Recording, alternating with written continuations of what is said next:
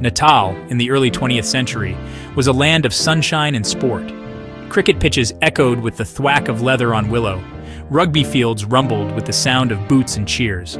But this world of sport had a dark secret segregation. For the Indian community, brought to South Africa as indentured laborers, sport was more than just a pastime. It was a way to find unity and pride in a land that often felt hostile. They yearned to be part of this world, to share in the joy of competition. Yet, they were met with closed doors. The Indian and colored communities, as defied by race in apartheid South Africa, got together to play sport in defiance of this separation. The color of their skin determined their access. Separate and unequal became the norm. This injustice ignited a fire in the hearts of many. They refused to be mere spectators in their own lives. Sport, they decided, would become their battleground. Through perseverance and unity, they carved out their own space in the world of sport. Their legacy is a testament to the power of resilience and the unyielding spirit of those who dare to dream. Today, their story continues to inspire new generations, proving that the fight for equality is never in vain. Imagine this. You're a talented athlete, training hard, dreaming big. But when you reach for that dream, you're told, no, not for you. You're the wrong color. This was the harsh reality for Indians, coloreds, and blacks in Natal. They were barred from white sports clubs and competitions. Talented athletes were denied the chance to prove themselves on a level playing field. The message was clear. No whites were not welcome in the white world of sport. These discriminatory policies were more than just unfair rules. They were a direct attack on the dignity and humanity of an entire community. The sting of rejection was felt deeply. It fueled a burning desire for change. The fight for equality on and off the field was about to begin. In 1928, a beacon of hope emerged from the shadows of segregation. The Durban Indian Athletic and Cycling Union, or DIACU. This wasn't just about sports. It was about reclaiming their rightful place in society.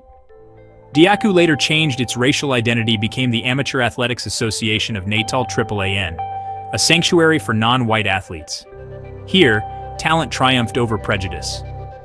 Athletes trained with a burning passion, determined to prove their worth to a world that refused to see it. But AAAN was more than just a sports organization. It was a symbol of defiance, a testament to the indomitable spirit of a community determined to rise above the limitations imposed upon them. It was a space where athletes, coaches, and families came together, united by their love for sport and their unwavering belief in equality. They organized their own competitions, nurtured their own champions, and in doing so, challenged the very foundations of segregation. The struggle for recognition. Every race deserves a lane. Imagine running a race where you're forced to start miles behind everyone else. This was the struggle faced by organizations like AAAN and its parent national body, the South African Amateur Athletics Board. Its earlier federation included cycling also. They were good, damn good, but they weren't recognized by the white sporting establishment. Their achievements were ignored, their voices silenced.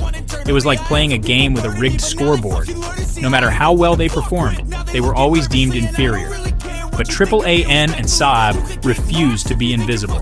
They knew their worth and they wouldn't be ignored. They continued to train, to compete, to win. They bombarded newspapers with their achievements, demanding recognition. Their message was clear: we deserve a place at the table. We deserve to be seen, heard, and respected. Their efforts were a testament to their unwavering belief in a just and equal society, where talent and merit, not the color of one's skin, determined one's place. Section 5. A father's fight, passing the baton of equality. My own father, a man who loved sports, was deeply affected by the stories of these athletes. He saw in their struggle a reflection of his own fight against apartheid as a tennis player. Legendary players and athletes like Prabhu Rupnarian, Milo Pillay, Papua Sulagam, Jock Mataray, Karam Hiraman and Kriban Naidu, Lux Gordon, Hassan Motala, Rashard Williams, Errol Khan, Anand Naikar, and Ishmael Kolia, Beverly Peters, Shamil Sudama, Diane Whittle, Ruweda Noor, Rakesh Sudutt, Enoch Dharmalingam, Amitha Ramlal, Mervyn Richards, and numerous other outstanding athletes in the early 70s, 80s. These athletes defied the odds to become a champion athlete. These stories weren't just about winning races. They were about winning respect. My father's words stayed with me. They taught me that sports can be a powerful tool for change. They can unite people from different backgrounds and challenge the status quo. He instilled in me a deep respect for the sacrifices made by those who came before me, those who dared to dream of a better, more inclusive world. Their stories fueled my own passion for justice and equality. They showed me that even in the face of adversity, one person's determination can make a difference. Section 6. Beyond the Track. Sports as a Platform for Change. A.W.N.'s impact went far beyond the track and field. It became a rallying point for the A-marginalized community, a source of pride and inspiration. People who had never even held a cricket bat or kicked a football rallied behind these athletes.